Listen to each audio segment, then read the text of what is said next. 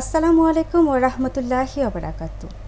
সকলকে সিরাতুন নবী সাল্লাল্লাহু আলাইহি সাল্লামের শুভেচ্ছা জানিয়ে শুরু করছি এটিএন বাংলার আজকের এই বিশেষ আয়োজন ছোটদের প্রিয় রাসূল সাল্লাল্লাহু আলাইহি ওয়াসাল্লাম।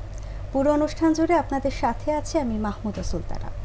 ছোট্ট বন্ধুরা, অনুষ্ঠানের নাম শুনেই নিশ্চয়ই বুঝে গিয়েছো আজ আমরা কাকে নিয়ে কথা বলতে চাই। হ্যাঁ, একদমই ঠিক ধরেছ।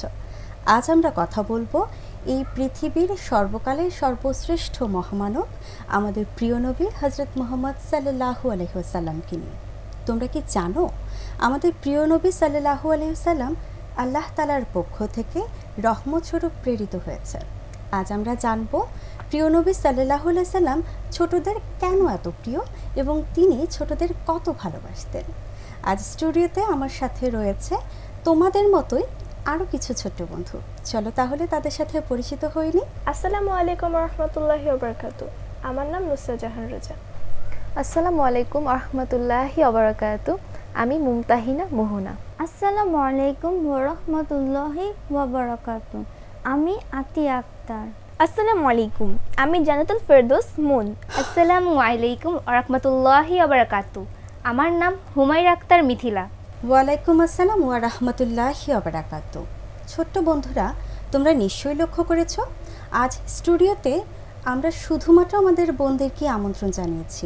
তাই বলে কি ছোট্ট ভাইয়ারা তোমরা মন খারাপ করেছো? দাঁড়াও, আমি এক্ষুনি তোমাদের মন ভালো করে দিচ্ছি।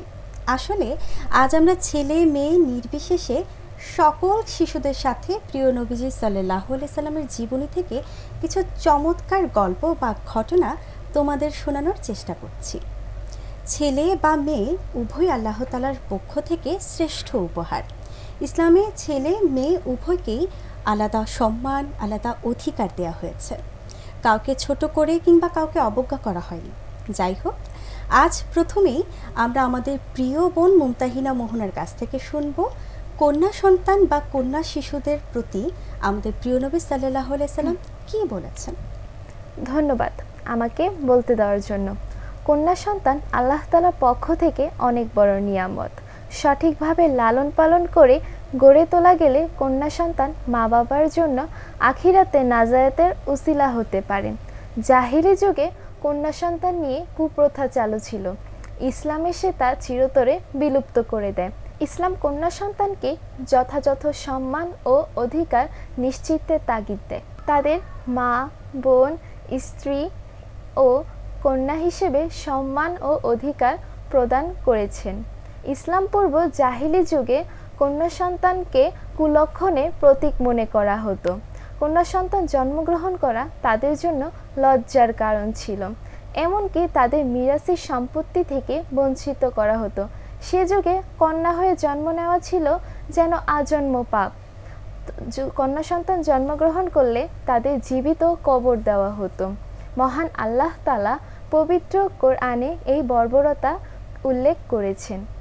আগেই বলেছি, একজন নারীকে মা, বোন, স্ত্রী এবং কন্যা হিসেবে সম্মান ও অধিকার প্রদান করার মাধ্যমে একমাত্র ইসলামই কন্যা সন্তানকে যথাযথ সম্মান ও অধিকারের মর্যাদা প্রদান করেছে। ধন্যবাদ মুমতাহিনা মোহনা তোমাকে। সত্যিই তো একমাত্র ইসলামই কন্যা সন্তান এবং নারীদের তাদের অধিকার এবং মর্যাদা দিয়েছে। অতীতে যেখানে বর্বরতার যুগে নারী এবং কন্যা শিশুদের অশুভ, অলক্ষণীয় মনে করা হতো, সেখানে আমাদের প্রিয় নবী হযরত মুহাম্মদ সাল্লাল্লাহু আলাইহি সাল্লাম বলেছেন, যেই পরিবারে যত বেশি নারী সদস্য থাকবেন সেই পরিবারের রহমতও তত বেশি থাকবে। সুবহানাল্লাহ। আচ্ছা, তোমরা কি আমাকে বলতে পারো তোমরা খেলাধুলা করতে পছন্দ করো? জি। ছোট্ট বন্ধুরা, এবার আমাদের ছোট্ট বন্ধু নুসরাত জাহান রোজার কাছে জানবো শিশুদের খেলাধুলা সম্পর্কে আমাদের প্রিয় নবী সাল্লাল্লাহু আলাইহি সাল্লামের দৃষ্টিভঙ্গি কেমন ছিল। ধন্যবাদ আমাকে বলতে দেওয়ার জন্য। একদিন কয়েকজন শিশু মদিনার গলিতে খেলা করছিল। তখন তারা শুনতে পেল কেউ তাদেরকে সালাম দিয়েছে। চোখ তুলে তাকাতেই দেখতে পেল স্বয়ং মহানবী সাল্লাল্লাহু আলাইহি সাল্লাম। তাকে দেখে শিশুরা খুশিতে আত্মহারা হয়ে গেল এবং তাকে বলতে লাগলো, ইয়া রাসূলুল্লাহ, আপনাকে আমরা অনেক ভালোবাসি। আপনি তো সবসময় শিশুদের সাথে খেলা করেন, আজকে কি আমাদের সাথে খেলা করবেন? প্রিয় নবী সাল্লাল্লাহু আলাইহি সাল্লাম বাচ্চাদের মাথায় হাত বুলিয়ে আদর করে দিলেন। মূলত তিনি নামাজের উদ্দেশ্যে মসজিদে যাওয়ার জন্য রওনা করেছিলেন। সাহাবীরা তার জন্য মসজিদে অপেক্ষা করছেন, কিন্তু বাচ্চাদের যাতে মন খারাপ না হয় তাই তিনি বাচ্চাদের সাথে খেলায় ব্যস্ত হয়ে গেলেন। এদিকে সাহাবীরা চিন্তিত হয়ে পড়লেন, কেননা মহানবী সাল্লাল্লাহু আলাইহি সাল্লাম তো সময় মতো এবং নিয়মিত নামাজ আদায় করতে মসজিদে আসে, আজ কি হলো?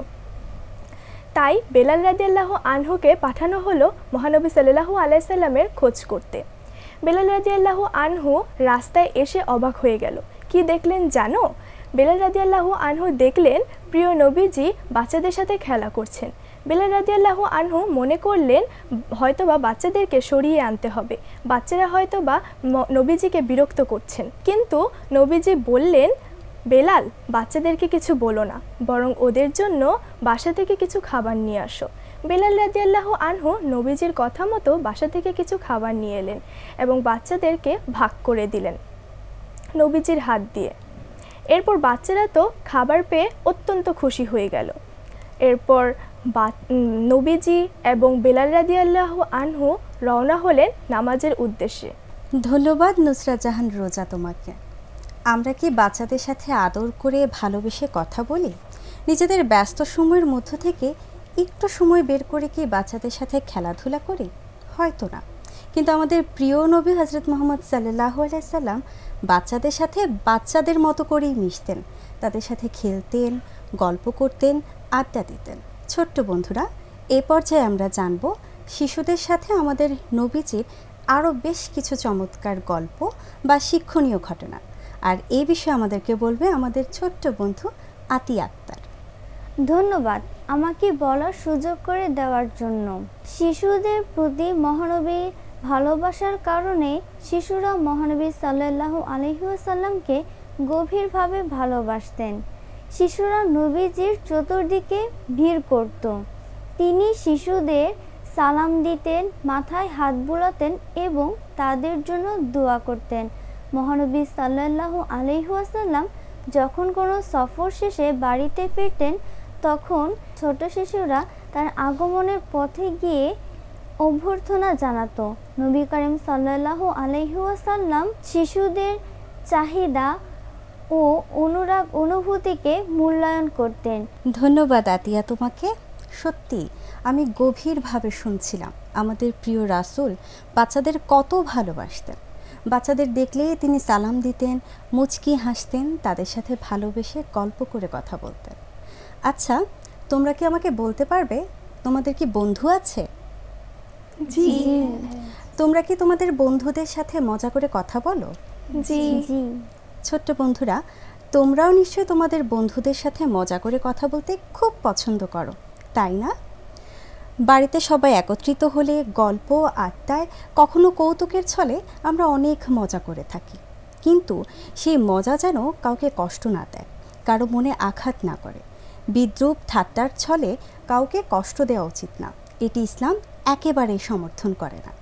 তোমরা জেনে অবাক হবে আমাদের রাসূল সাল্লাল্লাহু আলাইহি ওয়াসাল্লামও রসিকতা করতেন, তবে সেটা বাস্তবসম্মত, সত্য এবং সুন্দর। ছোট্ট বন্ধুরা, এখন এ সম্পর্কে বিস্তারিত বলবে আমাদের আরেকটি ছোট্ট বন্ধু জান্নাতুল ফেরদৌস মন। ধন্যবাদ আমাকে কিছু বলার সুযোগ করে দেওয়ার জন্য।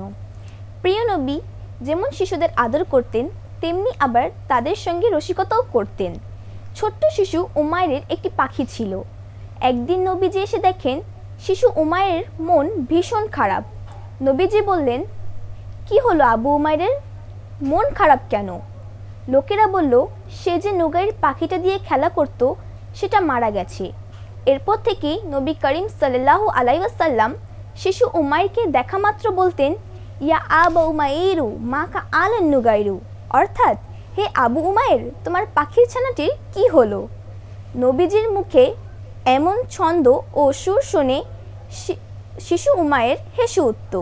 সত্যি বলতে কি, ব্যক্তিগত, পারিবারিক ও দিনী শত ব্যস্ততার মধ্যেও নবী সাল্লাল্লাহু আলাইহি ওয়াসাল্লাম শিশুটির পাখির বিষয়টি স্মরণ রেখেছেন বলেই শিশুটি অবাক হয়েছিল। এছাড়াও মক্কা বিজয়ের পর তিনি তার নিজ মাতৃভূমি মক্কায় না থেকে তার আশ্রয়স্থল মদিনাকেই সর্বশেষ ঠিকানা হিসেবে গ্রহণ করেন। এর মূল কারণ ছিল মদিনার শিশু কিশোরদের আবদার।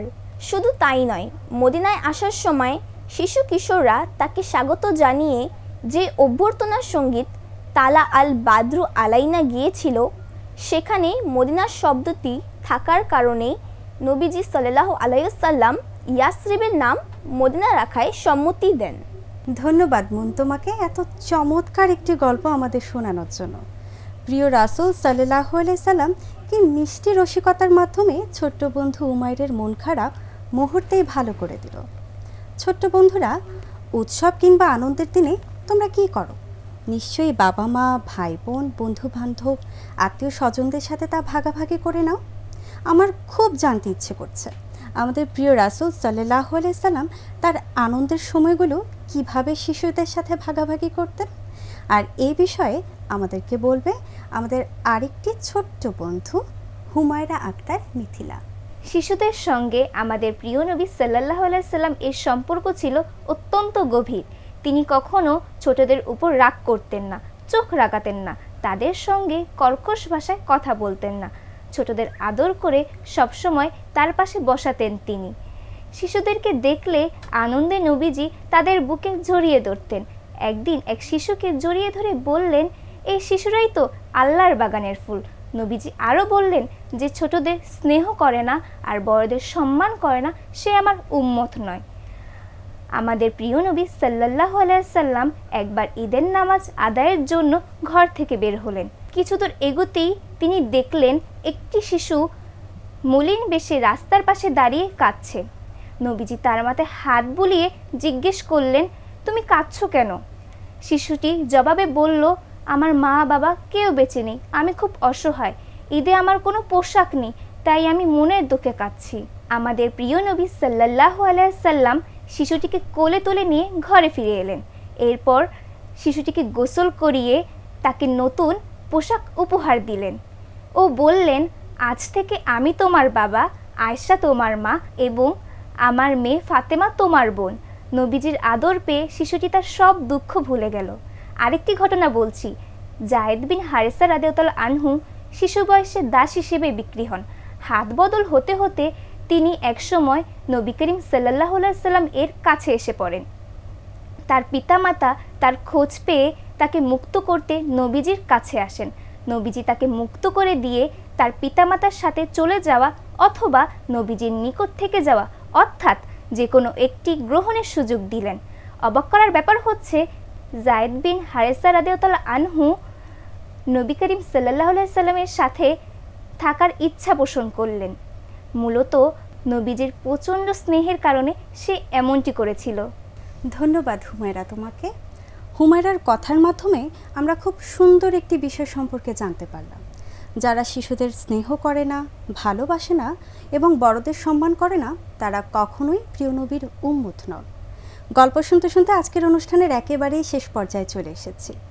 আজকের এই বিশেষ আয়োজন ছোটদের প্রিয় রাসূল সাল্লাল্লাহু আলাইহি সাল্লাম অনুষ্ঠানের মাধ্যমে আমরা যে গল্পগুলো শুনেছি, তাতে এটা বলাই যায় প্রিয় রাসূল সাল্লাল্লাহু আলাইহি সাল্লাম ছোটদের ভীষণ ভালোবাসতেন, আদর করতেন, তাদের সাথে বিনয়ের সাথে কথা বলতেন।